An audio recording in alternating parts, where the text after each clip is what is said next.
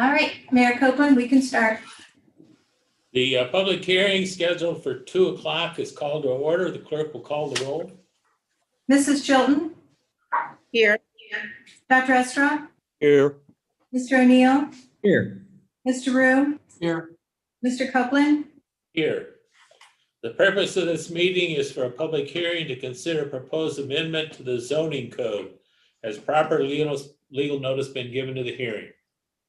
Notice of a public hearing was published in the Springfield News Sun, a newspaper of general circulation within the city, to consider a proposed amendment to Chapter 1102, definitions of the codified ordinances of the city of Springfield, Ohio. Attached hereto is a true and correct copy of the legal notice published on November 25th, 2020. I move that communication and notice be ordered received, recorded in the minutes, and filed. Second. Been moved and seconded. Clerk will call the roll. Mr. Rue, Yes. Mrs. Chilton, Yes. Mr. O'Neill, Yes. Dr. Estra, Yes. Mr. Copeland. Yes. Community Development Department. Good afternoon, Commissioners. So this first text amendment is to change the definition for restaurants as far as the drive-in and carry-out restaurants. So currently, drive-in and carry-out restaurants are defined as the same thing. Staff sees these as two separate uses, and we felt a text amendment would go a long way to try to differentiate those types of uses. Drive-ins are primarily ones that are automobile oriented to the point where customers typically do not leave their vehicles. So this would be a restaurant similar to a Rally's. And what we're trying to do is pull out a carry-out type restaurant where customers do park, they exit their vehicles in order to order and then take away the food to eat off site. There are a lot of zoning districts which are neighborhood oriented that allow for restaurants, but not the drive-in restaurants. And so we think pulling out the carry-out restaurants would allow for restaurants to locate some of these legacy neighborhoods in conjunction with rezoning. So I'd be happy to answer any questions. Any questions? Yes, I have a couple of questions. First of all, can just a drive-in convert to a carry-out at some point? That's it. Potentially, yes. As long as the drive-through shuts down. So the primary use of the new carry-out restaurant would have to be customers have to exit their vehicles and order their food at the counter. The new definition does not allow a drive-through in conjunction with the carry-out. Anyone else? Stephen, we talked yesterday a little bit about, I just want to make it clear, the only drive-through restaurant that you and I talked about yesterday was Sonic. That's where the people pull up, they put their order in on a speaker, and then people bring it out to them. Then we talked about Rally's a little bit to where they pull right up to the window and pick it up and go. Now, those are the two that I thought we were going to be talking about as far as what was going to be a drive-in restaurant. Is that still what you're looking at here? Yeah, pretty much any type of drive-in restaurant such as Sonic or Rally's are ones where the customer stays in their vehicle for the whole transaction. So those would still be prohibited tomorrow where they currently are if this ordinance is passed. What we're trying to do is allow for carry-out restaurants separately from the drive-in. But again, the carry-out will not have a drive-through associated with it. The customers have to park somewhere and exit their vehicle in order to order the food and receive it. Okay. When you talk about the legacy neighborhoods, we're talking about residential neighborhoods. And a carry-out restaurant would consequently, it would create a little bit of traffic, no question about it, because if it doesn't create any traffic, it's not going to make it. So this new zoning that you're talking about, I'm assuming that you would probably have to do a spot zone for certain places to make this happen? Depending, yes, that is a possibility. Okay, and what is the name, what's the name of the new zone? Well, all we're doing here is changing a definition. We're not creating a new zoning district. So if a person wants to open a restaurant in or a carryout restaurant in a legacy neighborhood, they would have to come down and get a permit to do so, and they'd have to go before the planning board to have it approved? Most likely, they'd have to seek a rezoning. And as part of that rezoning, they would have to, or we would notify all residents within 200 feet. So any of those residents would have an opportunity to oppose a rezoning to allow a carryout restaurant. Okay. And the only other thing you and I did talk about a little bit yesterday was the particular application that might be pending. They may want to have some outside dining at certain times of the year, and that would not be a carryout restaurant. Or do you have any idea of how many tables you're going to try to limit that to with regards to them being able to do that? So this new definition, it does limit the number of outdoor or any type of seating to 6 tables. Okay, that's all I need. Thank you very much. I think it's a great idea. Were there any objections? No, there weren't any objections at either the city planning board hearing or the CETA Regional Planning Commission hearing. Is the idea here to Thank you. create greater flexibility so that restaurants, particularly now, that may find themselves wanting to locate in the legacy neighborhoods can do so? Is that our intent here, to create greater flexibility within those legacy neighborhoods? Yeah, definitely. As a result of the mass rezoning in 2001, there were a lot of commercial structures in these legacy neighborhoods that got rezoned to a residential district, which often leaves them obsolete. There's no way a residential use could go in them. And so this is a path for someone to potentially reuse these commercial structures for a carryout restaurant, provided they go through the rezoning first. So yeah, one of the benefits would be to see more reuse of some of these old buildings in residential neighborhoods. That's great. Great. I agree. Anyone else? Anyone in the audience want to speak? Is there a motion to close the hearing? So moved. Estrop. Second, Been moved and seconded. Clerk will call the roll. Mrs. Chilton, Yes. Dr. Estra, Yes. Mr. O'Neill, Yes. Mr. Rue, yes, Mr. Copeland, Yes. The second public hearing is called to order. The roll call from the previous one will cover this one also. Purpose of this meeting is for a public hearing to consider proposed amendment to the zoning code. Has proper legal notice been given of the hearing? Notice of a public hearing was published in the Springfield News Sun, a newspaper of general circulation within the city, to consider a proposed amendment to Chapter 1175, annexation of the codified ordinances of the city of Springfield, Ohio. Attached here too is a true and correct copy of the legal notice published on November 25th, 2020. I move that communication and notice be ordered, received, recorded in the minutes, and filed. Second. Been moved and seconded. Clerk will call the roll. Mrs. Chilton, Yes. Mr. Rue, yes, Mr. O'Neill, Yes. Dr. Estra, Yes. Mr. Copeland, Yes. Community development. Okay, excuse me. So the Yeah. intent of this text I think they amendment, shut me off. currently, when a property gets annexed into the city of Springfield, it retains its current township zoning designation. And so what staff is left to do is enforcing not only the city zoning code, but also the various township zoning codes.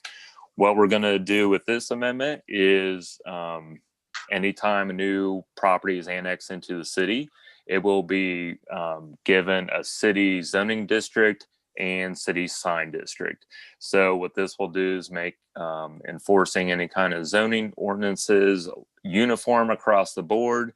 and assist with development of these annex properties. So you're now looking at multiple codes to determine how and what type of uses and building standards they're held to. So this is just an effort to kind of streamline the zoning ordinances for the city and make all properties consistent. And I can answer any questions if anyone has any. Any questions? I think it's a great idea. Handle everything in the Any beginning. objections? No, there A lot were. of headaches if we'd done this years ago. Yeah, agreed. No, there were no objections at either planning board or the CETA Regional Planning Commission. I agree. Great idea. Okay, is there anyone in the audience want to speak to this?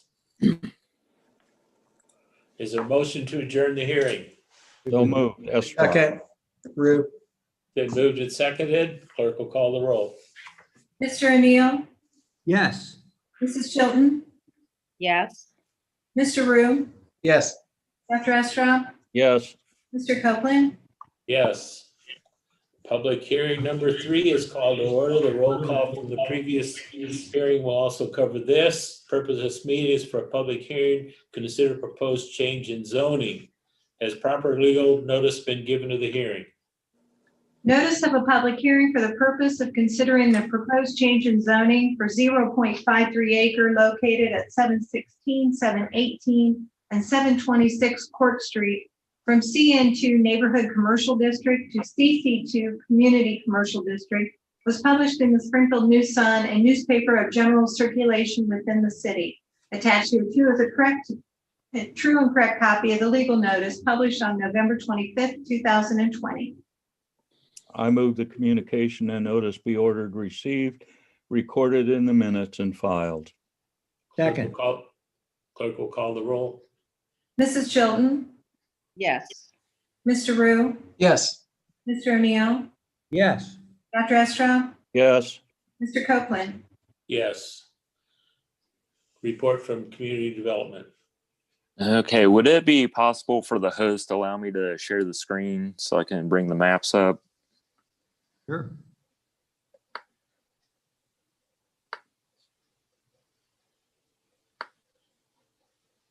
Regina's working on that. Trying to find him, sorry.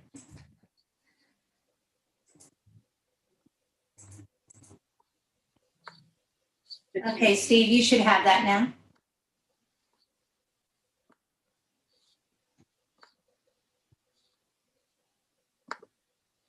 Okay, can everyone see okay? Mm-hmm. Yes. Okay, so the 3 properties we're talking about are 716, 718, and 726 Court Street. It's located west of downtown. You can see where the arrow is pointing to the general location. You'll see the 3 parcels outlined in yellow on the screen. For the surrounding land use and zoning, it's surrounded in all directions by residential zoned RS8. There is one residential property zone CC2 just to the northeast of it. And here's a view of the building from Court Street. For the background on this case, the applicant seeks approval to rezone the subject parcels to CC2, Community Commercial District. They were rezoned to CN2 in 2016, and they were zoned RS8 prior to that. The applicant wants to rezone the property in order to better market the vacant buildings for sale or lease. For the analysis, the Connect Clark County Comprehensive Plan shows this future character area as mixed uses, high intensity. The purpose of the Community Commercial District is to provide locations for the development of community shopping and business areas, which serve a major segment of the community population. For the surrounding land use, there are parcels along West Main Street that are zoned CC2 that border these parcels. The thoroughfare plan shows Court Street is classified as a local street. Staff or other department comments, there were no objections. Planning comment is the structures on the parcels are commercial. Staff recommendation for this item is approval of the request to rezone the subject properties. City Planning Board recommended unanimous approval. I can answer questions, and the applicant is also available. Steve, is the existing structures occupied now? Yeah, it seems as though they have been off and on for some time. The applicant might be able to give a more current status if they are occupied or not, though. I just was wondering what type of business is operating out of there currently. Yeah, I think the applicant might be able to better speak to that. Okay.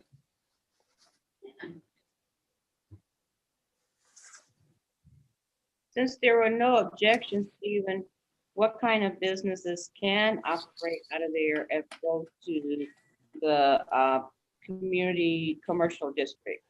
Sure. So community commercial, that's what we see along our major thoroughfares like Bechtel Avenue and East Main Street and South Limestone. So often what you see there are retail, office uses, personal service establishments such as barbershops and salons.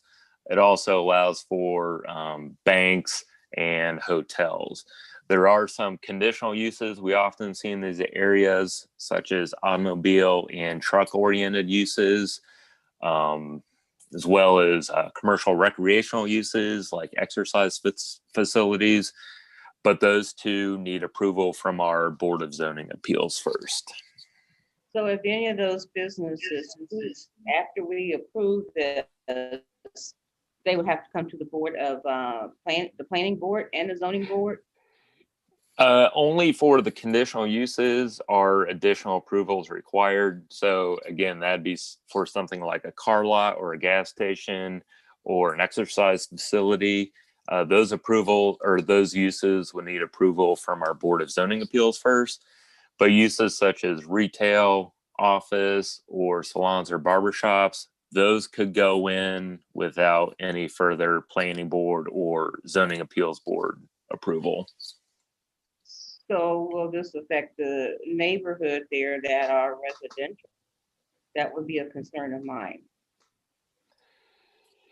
So yeah, that's a potential, but if it's a conditional use, any of those neighbors within 200 feet will be notified of the request. So they would have an opportunity if a gas station or a car lot wants to locate there to voice their opposition.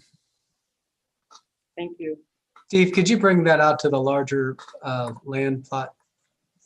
The map, thank you. Did Joyce already ask if there were objections? I don't remember. I don't think so, but we did not receive any. But Stephen said that in his presentation. Thank you. That there was no.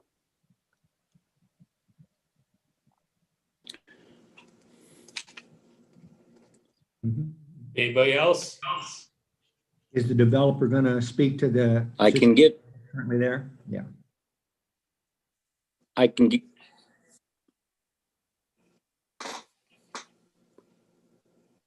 I can give some historical background on this property if you like. Please. Great.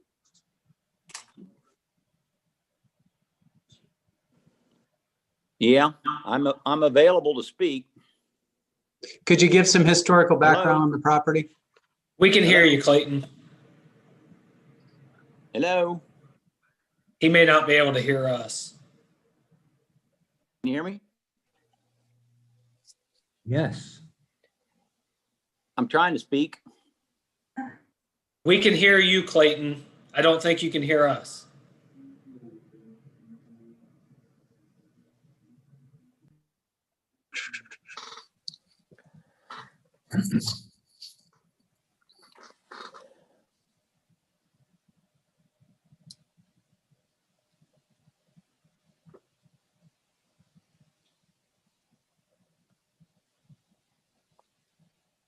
We can't hear him now.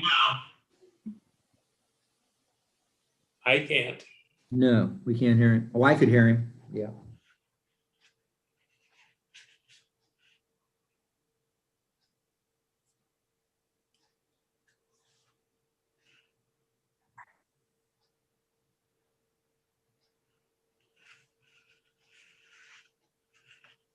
Can we get a microphone to him? Okay, can you hear me now? Yeah. Yeah. Hello, Can you hear us? No. can I speak? Yes. The thumbs up. I like that, Rob. That's good. Am I still, can you hear me? Yes. I hear you, yes. You're good now. Okay, are we on? Yeah. Go for it. Yes, sir. Okay, I can give you a little history. I can give you a little history on this property if you'd like. Yes. Okay, this property, it was built in the late 1960s as a diesel truck garage. And along about 1990, it was purchased for a heavy machine shop. There's 480 volt 3-phase power in there to run that machine shop. Mm-hmm. The machine, it's a heavy machine shop. The machine shop went out of business about 5 years ago. I purchased the property about that time. It's been almost vacant for the last 5 years. Some storage uses have been in there a few times to store some things. Currently, there's somebody moved in about 2 months ago.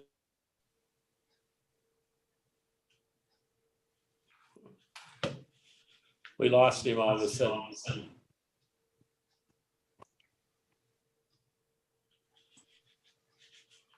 I was just about to get my answer and he cut out.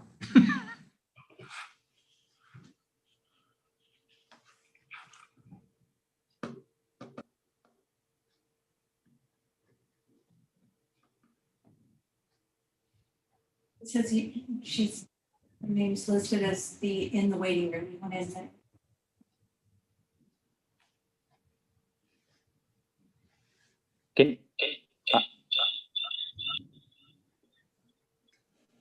I'm back on again. I don't Okay. understand what's going on, but I keep getting knocked out. I don't know how much of that you heard. You're on now. I don't know how much of that you heard, but the building was originally built for a diesel truck garage. Then it was a heavy machine shop. It's been vacant for about 5 years. Using various storage is about the only thing it's been good for. With the present zoning the way it is now, we've been unable to utilize the property at all and can't find anybody to either rent or buy it. We've used it some. I've used it some myself for storage. I have storage in one of the buildings now. Of all the residences that are on that block, I think if you go past that, you'll see that there's only a couple of those houses are occupied. The rest of them are condemned or vacant. The one next door to it burned down about 8 months ago, 9 months ago. The way the property is zoned currently, it's very difficult to use it for much of anything. In my opinion, this neighborhood needs this property to be used because of all the crime. There is some crime in the area. In fact, I got carjacked there about 6 months ago. It is, the building needs to be rezoned, in my opinion.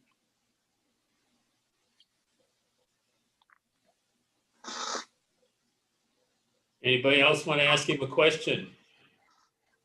So currently, there's nothing in there except your storage, Clayton? He didn't hear me. Can't hear you, obviously.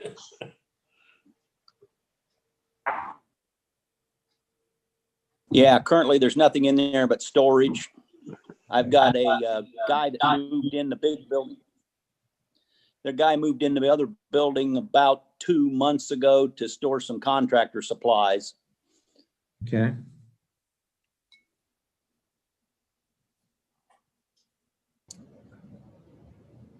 Clayton, what would you hope to do with the property if we rezone it?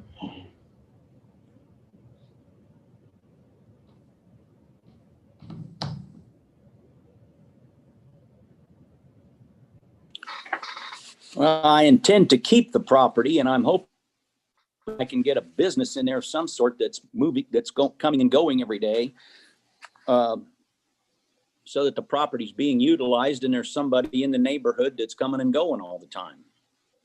Good. Thank you. Any other questions?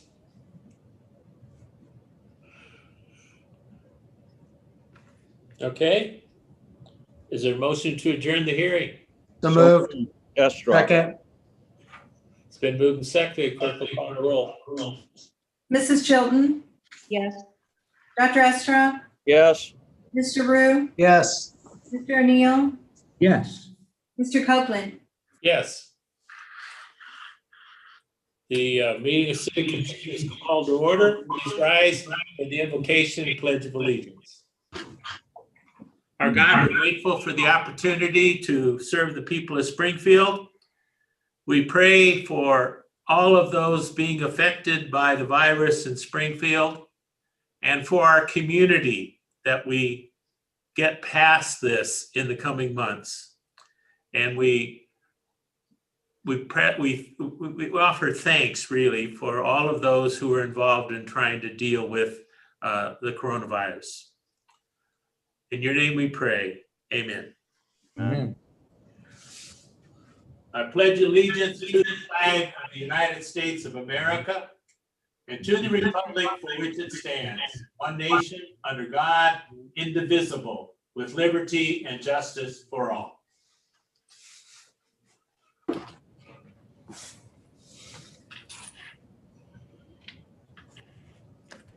Someone want to approve the minutes of the last meeting? So moved, Estra. Second. Rue. Clerk will call the roll. Mr. O'Neill, Yes. Mrs. Chilton, Yes. thank you. Mr. Rue, Yes. Dr. Estra, Yes. Mr. Copeland. Yes. Clerk will proceed with first readings by title only. To amend ordinance number 9190 passed March 12, 1991, and commonly known as the codified ordinances of the city of Springfield, Ohio, by repealing the existing zoning code section 1102.02R9 pertaining to the combined definition of a restaurant, drive-in, carryout, and replacing it with new sections 1102.02R9 titled Restaurant, Drive-In, and 1102.02R10 titled Restaurant, Carryout.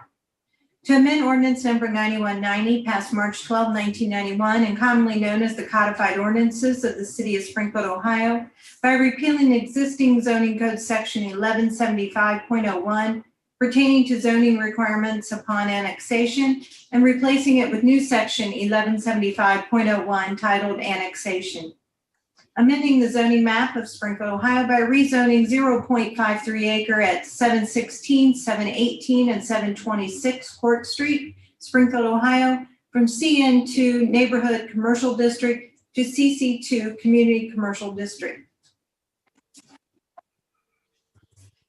Any questions on first readings?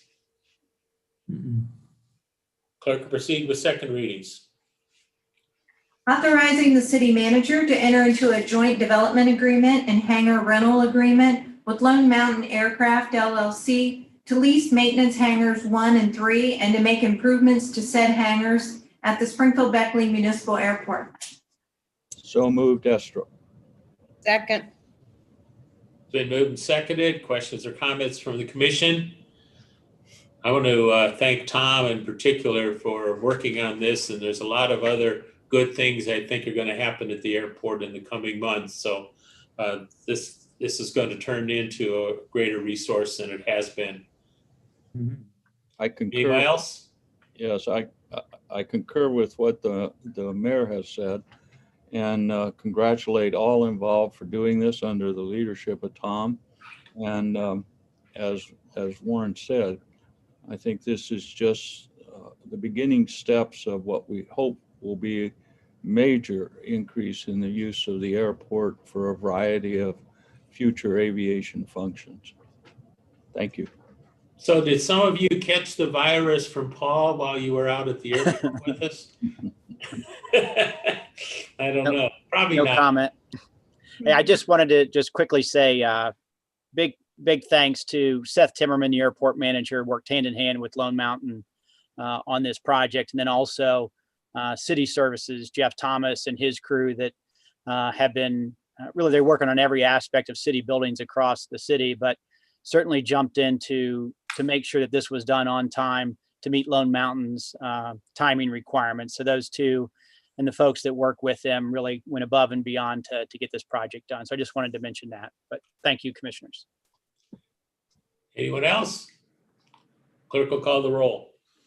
Mr. Rue, Yes. Mr. O'Neill, Yes. Dr. Estra, Yes. Mrs. Chilton, Yes. Mr. Copeland. Yes. Authorizing the city manager to enter into amendment number 1 to the real estate purchase agreement with A1 Tower LLC to modify the payoff date. Move to adopt. Second. Esra, Moved and seconded. Questions or comments? Clerk will call the roll. Mrs. Chilton, Yes. Dr. Estra, yes. Mr. O'Neill, Yes. Mr. Rue, Yes. Mr. Copeland. Yes. Authorizing the city manager to enter into LPA agreement number 33109, amendment number 4 between the city and the Ohio Department of Transportation in connection with the CLA Yellow Spring Street reconstruction, phase 1, PID number 109491, to reflect an increase in construction funds with the addition of transportation alternative funds. So moved. Move to adopt. Been moved and seconded. Questions or comments? Clerk will call the roll. Mr. O'Neill, Yes. Mr. Rue, Yes.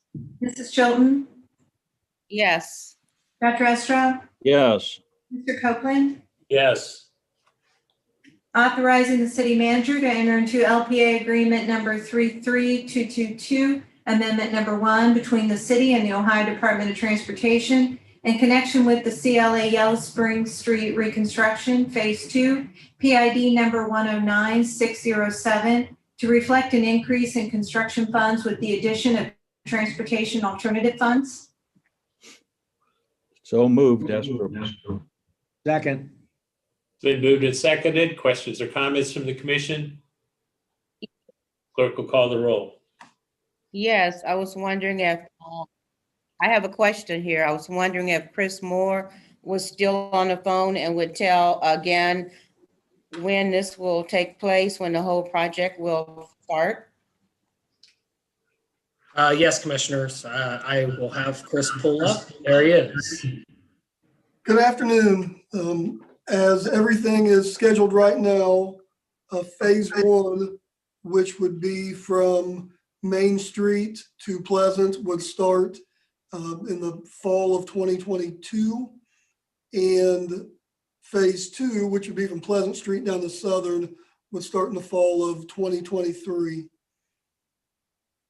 And have we applied for funding to go further, like toward John Street? We currently, right now, we don't have funding opportunities available for that. We would be looking at that out. Right now, we're looking at 2026 or 2027 before we could look for funding for that. Thank Anybody you. else? Appreciate it. Clerk will call the roll. Mr. Rue, Yes. Mrs. Chilton, Yes. Mr. O'Neill, Yes. Dr. Estra, Yes. Mr. Copeland. Yes. Confirming and approving an increase in the cost associated with the rewind repair of a 3750 kVA 3-phase substation transformer at the water treatment plant for an amount not to exceed $4,165 for a total amount not to exceed $180,335. Move to adopt. Second. Been moved and seconded. Questions or comments from the commission? Clerk will call the roll. Dr. Estra, Yes. Mrs. Chilton, Yes. Mr. Rue, Yes. Mr. O'Neill, Yes. Mr. Copeland. Yes. Declaring the necessity of an election on the question of approving an amendment of section 196.1012 of the codified ordinances of the city of Springfield, Ohio, providing for a renewal of a temporary increase in the tax on earned income of 0.4% and providing the effective date for said ordinance. Move to adopt. Second, Esdrop. Been moved and seconded. Questions or comments from the commission? Obviously, this is always tough to ask the citizens to continue to have a increased tax, but it is essential to what we're doing, and I think we're going to have to put it on the ballot and hope that we can pass it. Anybody else? We're not asking for any more. We're staying the same amount. Yeah. And I think both of you make very important points. Absent this, we will move backwards. Yeah. No question about it. So in order to continue to stay where we are and move forward, we must renew this particular tax. I just don't see any other option. I don't either. And I also want to commend the city staff for what they have done since the increase and how well they have looked at the finances and all the changes that has happened throughout the community, even in the midst of a pandemic. This is absolutely necessary, and it's the way it needs to be for the city to continue to move forward. Just want to echo what's been said and how important it is that this remains in place. And I think the 10-year period is absolutely important, that we can plan and do some future planning without some significant concern. And I would like to comment that on the previous tax, we made a promise and we kept it. We will That's right. continue to do that. That's right. Absolutely. Yep. And we're extending those promises if this passes, which means a commitment to improving the streets in Springfield. Takes time to get around all our neighborhoods, but we need to keep working at it. Anyone else? Clerk will call the roll. Mr. O'Neill, Yes. Mr. Rue, Yes. Dr. Estra, Yes. Mrs. Chilton, Yes. Mr. Copeland. Yes. Confirming and approving a joint law enforcement operations task force obligation document to obtain funding of up to $19,180 for task force officer overtime reimbursement for the period of October 7th, 2020 through September 30th, 2021, pursuant to the memorandum of understanding between the city and the United States Marshal Service, authorizing the city manager and chief of police to perform all acts and execute all documents they consider necessary to fulfill the city's obligations under said agreement and to comply with all relevant local, state, and federal requirements and declaring an emergency therein. So moved, Esdrop. Second. Been moved and seconded. Questions or comments from the commission? I was wondering if Chief Graff would like to comment on this particular ordinance. I will call up his video and his mic. Yes, afternoon, commissioners, mayor. Yes, this is an annual agreement that we enter into. We have a member, one of our officers is part of the U.S. Marshals Southern Ohio Fugitive Apprehension Task Force. Essentially, what this group does is they work throughout the Miami Valley in the apprehension of felons, and particularly concentrating on violent felons. Our having a member on that task force brings that task force into the Springfield area at least a couple times a week to work a couple days to look for felons that are on the run. And as part of that agreement, providing them manpower, any overtime expenses that are incurred, and there's a lot because those officers work long hours on that task force, is paid for by the federal government through the U.S. Marshals Service. It brings a lot of benefits to us. Also, it brings assets that the federal government has as far as some of their computer search assets and intel assets, which assist us on some of our major crime investigations. throughout the year. As long as you're, I want to express the appreciation of people who've spoken to me from the neighborhood where we recently had a really difficult situation develop, and saying that they felt your officers handled it just as well as it could have been handled. We're very sad for the final result of the whole experience, but certainly your people handled themselves well from what I've heard of the people in that neighborhood. So would you please express to your people on behalf of the city commission that we are proud of the way they handled this situation? I will, Mayor, and thank you. And since I've got this forum, I would also like to extend our thanks to all the citizens in that neighborhood. That's a horrible thing to go through. It's hard for our officers to go through. We're not under fire every day, and certainly never like that.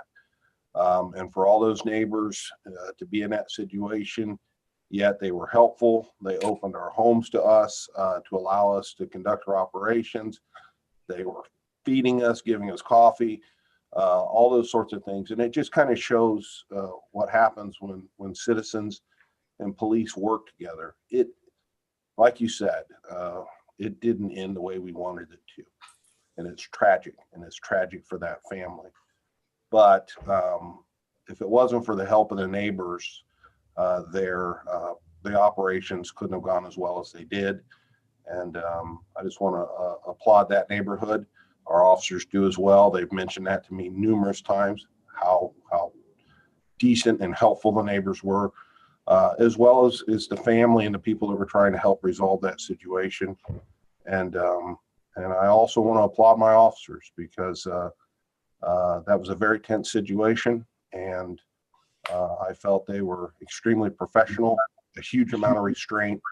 I just all around tragic situation, but our officers handled it well, and our citizens handled it well.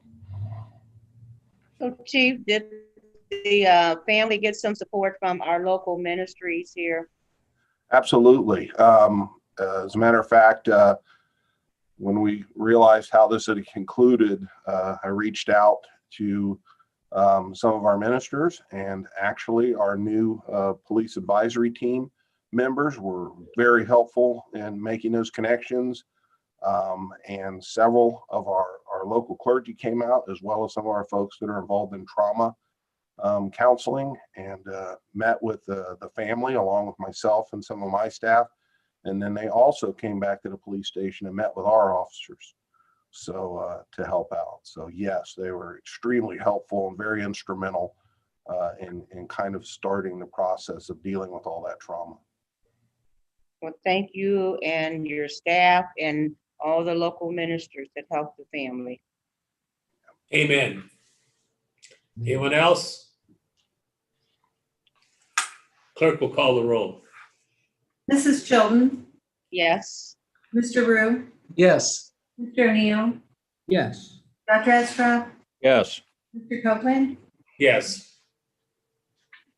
authorizing the city manager to enter into amendment number 2 to the subrecipient funding agreement, Emergency Solutions Grant, COVID-19 Relief Funding 2020-2021 with Interfaith Hospitality Network Incorporated to increase Emergency Solutions Grant COVID-19 allocations in the amount of $601,061 for a total contract amount not to exceed $1,161,716 and declaring an emergency therein. So moved, Estra. Second. Move to adopt. It's been moved and seconded. Questions or comments? I was wondering if someone from the staff, Brian or Shannon, could explain exactly what the plans are for this additional money. Yes, Commissioners, I'll ask Shannon to do that. She did say she was having some Wi-Fi issues earlier as well, so if she cuts out, she'll text me, but it looks like so far so good. So, Shannon? We cannot hear you, Shannon.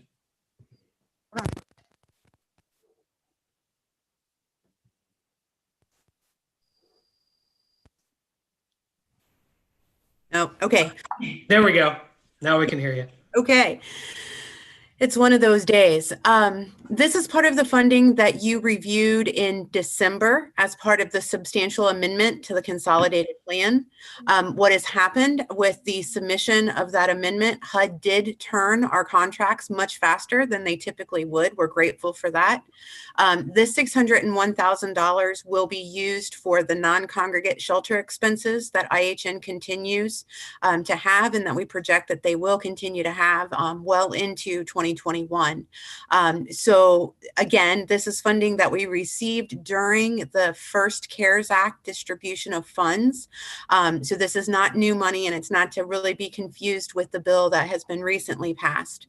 But we will continue to apply these to hotel and motel expenses, along with well over $1 million from the state of Ohio and other funds that the city and the county have received and made available. How are we doing in terms of our homeless population? Sure. So actually, as soon as commission is over, I will have another meeting for kind of a daily status update. But I will tell you, over the last 2 weeks of December, IHN staff was able to transition 50 individuals from the waiting list into shelter. We're very grateful for that. During those last 2 weeks of December, some additional hotel rooms did come online for the first time since September of 2020. And so IHN continues to work as we actually have hotel rooms available right now to transition first families who are on the waiting list into shelter. And then we believe that by the middle of the month, we should be working through our single individuals who have been on the waiting list. We are seeing an increase in new people who are on the street. We are working with our mobilization for interfaith mobilization for homelessness, our local pastors, clergy, and interfaith congregations within the city to coordinate street outreach for individuals who either can't come into shelter or will not come into shelter as we continue to transition people on the waiting list, because we are seeing continued growth in homelessness. I'm grateful for the community wraparound response and willingness to assist and be supportive of the efforts to keep all of our neighbors safe. Do I recall correctly that the second CARES Act contained a prohibition against putting renters on the street, or am I imagining things? The most recent relief bill that was just passed extended the moratorium on evictions for 1 month. It's important to understand that that's not, the term moratorium on evictions isn't really utilized in the way that the common genre would be used. Evictions are still happening. Courts are still providing the ability for landlords to evict for cause that is other than the inability to pay rent. But the other thing that we have to understand is that it's really a stay of eviction, not a prohibition of eviction. And so any rent or back late fee charges that are accruing during this stay of eviction will have to be paid to the landlords at the end of the moratorium. So indeed, we are not seeing as many evictions as we could during the period of time, but we are bracing for a wave of need when the moratorium does expire. Without significant increases in rent and utility assistance, we will see a continued growth in significant need, particularly of families. Thank you. Yes, sir. So how can the average citizen or their family contact the agencies we're working with to get on that waiting list? So IHN is the best source to contact And Brian, I need you to look up that phone number as I talk, if you would. I don't know it off the top of my head. But they do need to reach out to Interfaith Hospitality Network if they are in need of shelter services.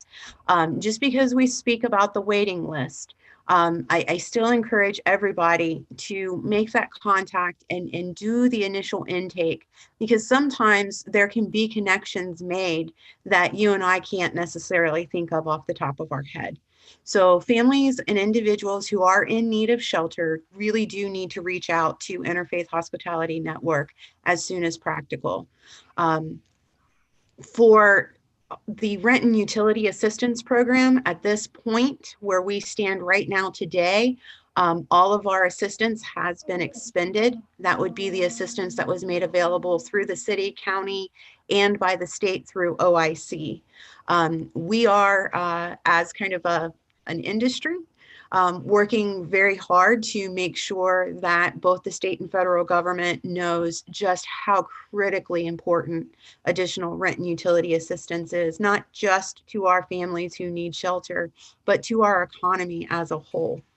We spend a lot of time talking about those who are on the waiting list or transitioning into shelter, but we also need to understand that our landlords, our property owners are a part of the economy, and they too are suffering.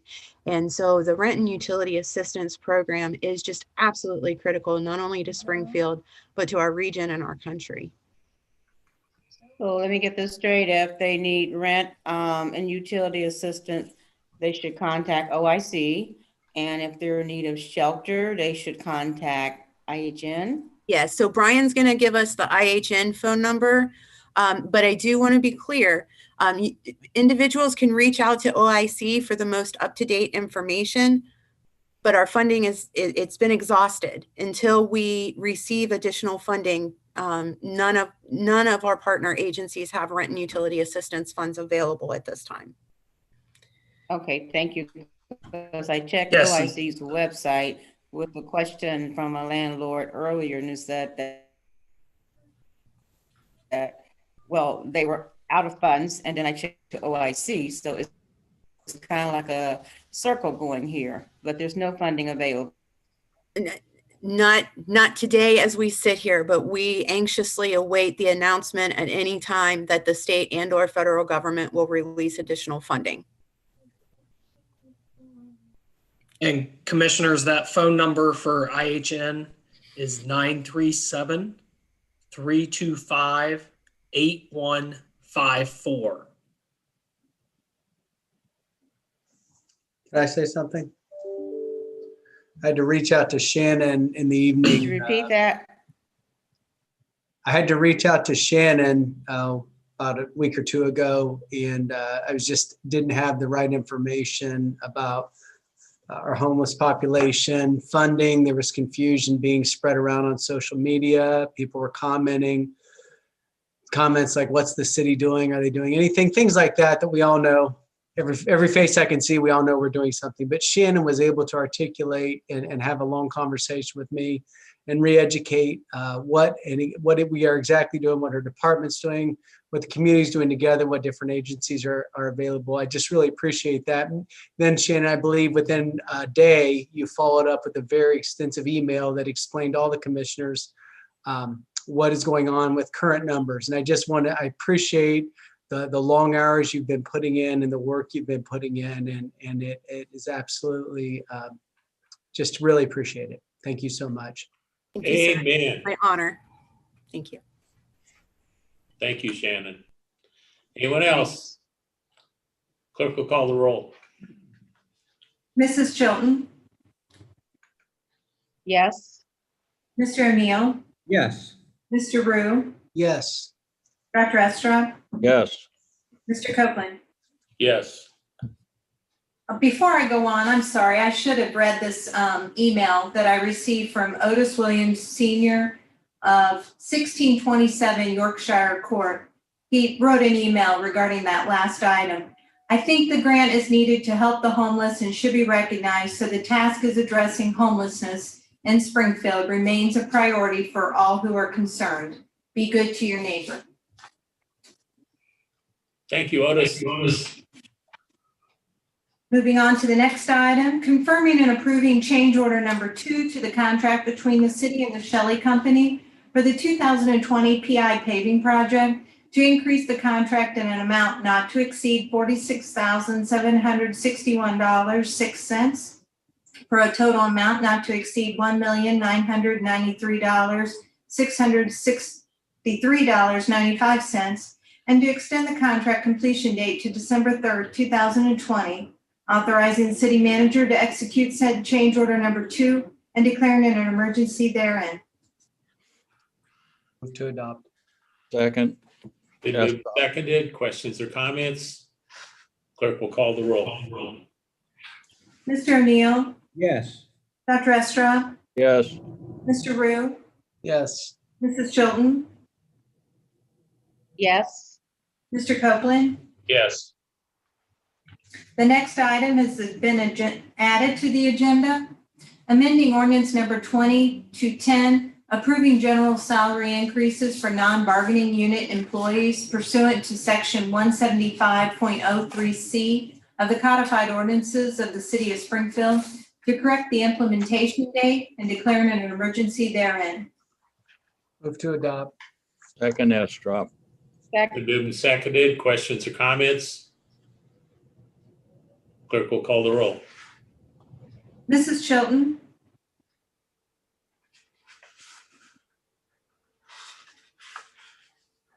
Mrs. Chilton? All of a sudden. Yes, she's- I couldn't hear. sorry. It's all Dr. right. Estra, Yes. Mr. O'Neill, Yes. Mr. Rue, Yes. Mr. Copeland. Yes.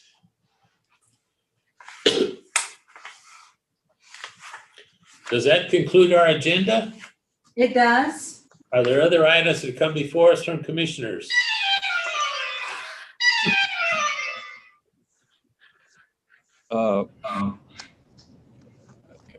I have my usual questions, but one additional question. I drove down Belmont Avenue the other day and headed north.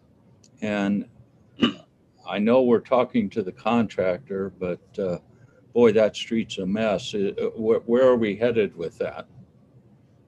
Yes, Commissioner. So there is a process through our general conditions where the engineer makes a request of the contractor. The contractor has an opportunity to appeal that to the city manager, and then I render a decision.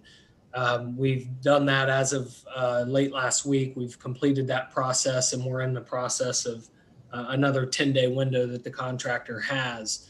But we are continuing to work as staff to get the contractor to rectify and make the project right and doing it the right way. And so we continue to work with the contractor and we're hopeful.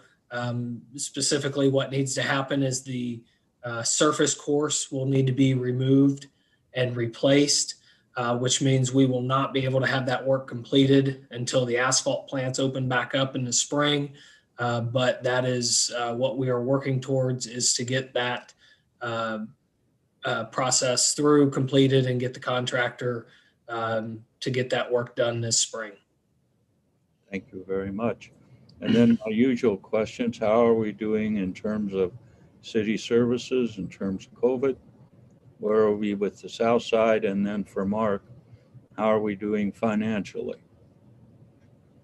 Yes, so we are in a better position than we've been in the past, specifically here in the last couple months in terms of number of cases across the organization. We still obviously have people out on quarantine, whether due to exposure or because they are impacted directly with the virus itself. But we, again, those numbers have dropped from our highest point, which was probably about a month ago at that meeting. And so that's a positive thing. You heard just today 2 examples of just great work that's going on in our organization. Unfortunately, the tragic situation that happened Saturday that was discussed. But again, our men and women of our police division, as always, step up in a huge way in serving this community despite the challenges. And they've been one of the groups that has been hit the hardest with the number of people out because of COVID, yet they continue to do great work in serving our community. And then again, the work that's going on in community development and specifically with Shannon as it relates to the homelessness issue that we face as a community. I was getting those calls, when the social media was circulating about what's the city doing and all that. I know what the city's been doing. We've been working hard. Our staff has been working extremely hard to find solutions that work for everyone in our community that are faced and struggling and challenged with COVID, but specifically in the area of homelessness. But so we continue to provide great services to our community. Our numbers, again, though we have people out, we're able to continue the services that people have come to expect from us in our community, from our organization. And so I'm pleased with that, and I'm pleased to where we're at today. Obviously, we're hopeful that we have no cases, that we have nobody on quarantine. I think we're all hopeful for that day when the vaccine is more widely spread throughout the community, and we're not faced with the quarantines and the exposures and the positive cases that we currently see today. But as we know, it's going to be a slow process. I think even slower than maybe even anticipated or expected. I know the hospital CEO and Charlie Patterson spoke to Rotary yesterday and explained that the rollout of the vaccine is not happening as quickly as they probably had planned or thought it would be at this point.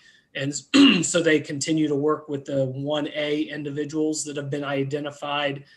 They hope that by the end of the month, they can move on to group 1B, which would certainly get the vaccine more widespread throughout the community.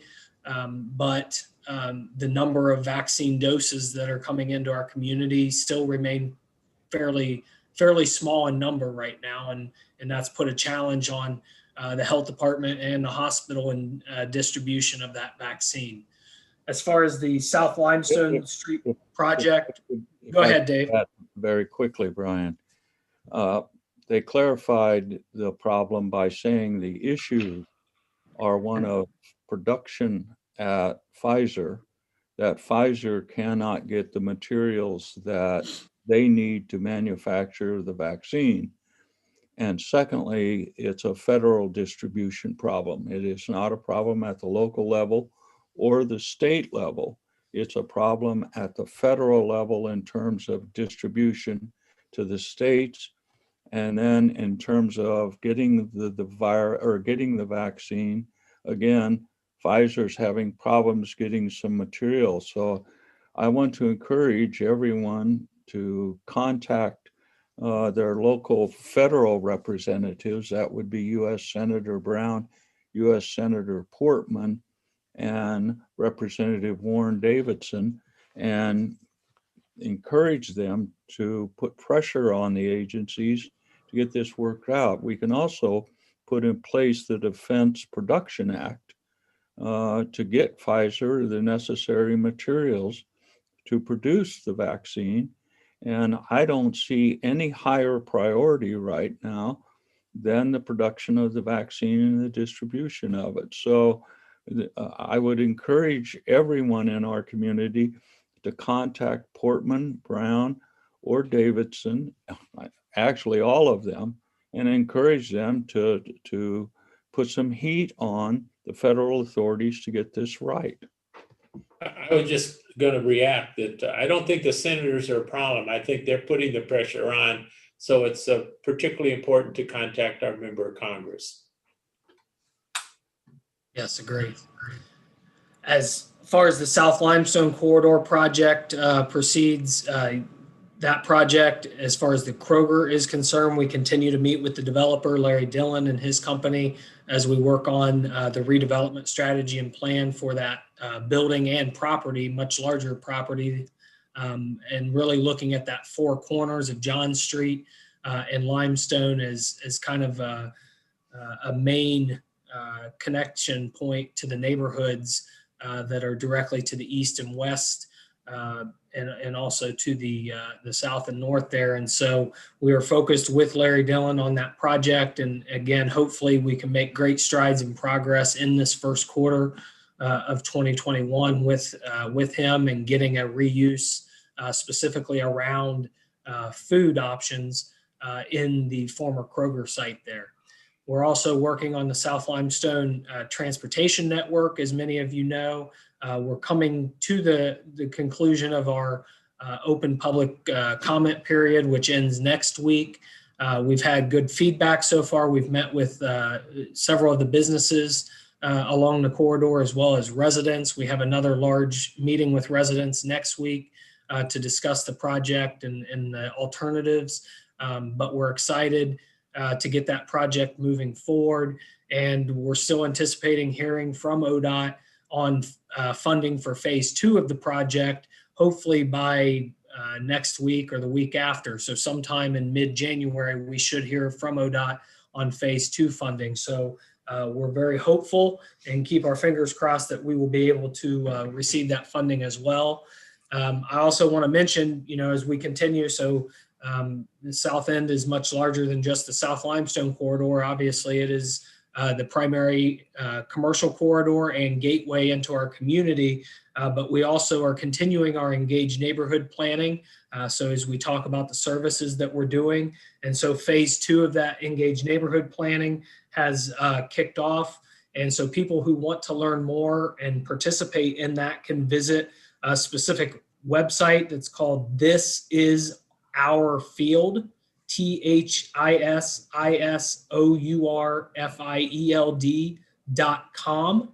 And so that they can get involved and learn more about that. But it extends that phase 1 that ended at Center Street. It takes it now and extends it west to Yellow Spring Street. And so we're excited that we're able to continue that engaged neighborhood planning effort despite COVID. Obviously, we would love to be meeting in person all the time, so we're using technology to the best of our ability. But I wanted to also, as we talk about the South Limestone, talk about the much larger redevelopment plans that are in the works for the south end of our community. Great, thank you. I'll turn it over to Mark. Anything else? I think Mark was going to share just an update on our financials. Oh, yeah. How we doing, Mark? How's this year going so far, Mark?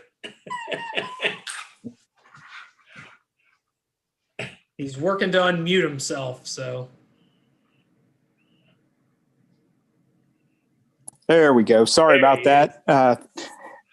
Hey, Mayor, we're doing great for the first few days. So my comments will be about last year. We actually finished, given the pandemic and everything, as we've discussed in previous meetings, we're doing better than I could have ever anticipated back in March.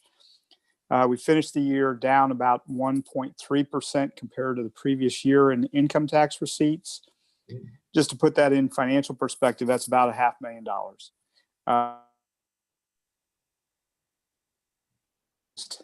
That's where we have finished, and it's a testament to our businesses and what they've been able to accomplish in a very difficult time.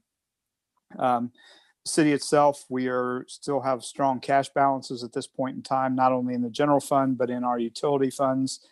And then we did finish the year with a surplus. So I think we weathered this storm, and it continues. I don't think we're done yet, but we've weathered the storm this far just fine.